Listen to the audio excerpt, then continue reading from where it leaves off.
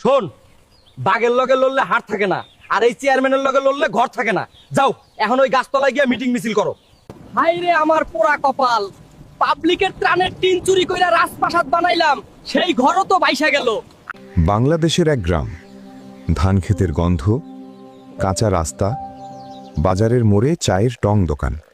সেখানে নির্বাচন শেষ হয়েছে, নতুন চেয়ারম্যান হয়েছে শিয়াল রাজা। ভোটের আগে এসে কি নাটকটাই না করত। টং দোকানে দাঁড়িয়ে বলতো, ভাই সব, আমি জিতলে এই গ্রামে আর কোনো দলাদলি থাকবে না।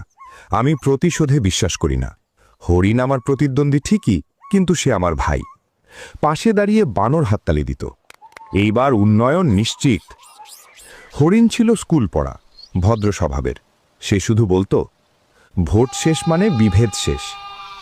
গ্রামের সবাই ভাবল এইবার হয়তো শান্তি আসবে। ফলাফল বের হলো, শিয়াল জিতে গেল। জয়ের মিছিল।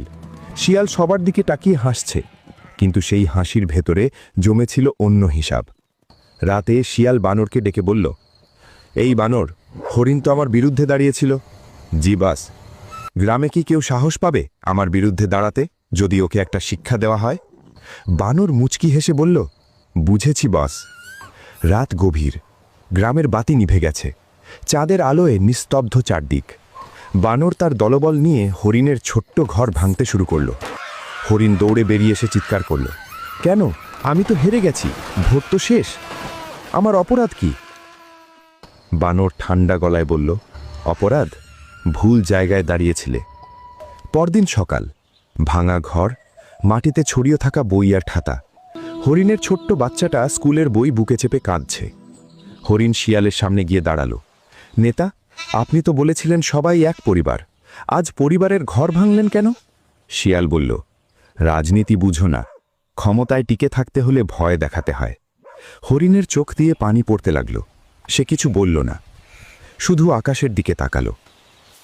কিন্তু আল্লাহর বিচার দেরি হলেও অন্ধ নয়। কয়েক মাস পর ভয়ঙ্কর ঝড় এলো। বন্যার পানি বাড়তে বাড়তে পুরো গ্রাম ভাসিয়ে নিল। চেয়ারম্যান শিয়ালের নতুন পাকা বাড়ির চারপাশে পানি। চেয়ারম্যান সাহেবের বের হওয়ার কোনো রাস্তা নেই। শিয়াল অসহায়ের মতো ছাদে দাঁড়িয়ে আছে। সবাই দূরে দাঁড়িয়ে দেখছিল। শিয়াল সাহায্য চাইল, কেউ সাহায্য করতে এগিয়ে আসলো না। কিন্তু তখনই একটি নৌকা এগিয়ে এলো। নৌকায় কে জানেন? সেই হরিণ। হরিণ বলল, চলুন নেতা, জীবন বাঁচানো আগে দরকার। শিয়াল মাথা নিচু করে নৌকায় উঠল। শিয়াল বুঝল, ক্ষমতা মানুষকে শক্তিশালী করে না, মানুষের চরিত্রই তাকে বড় করে। ভোট মানে শত্রুতা না, ভোট মানে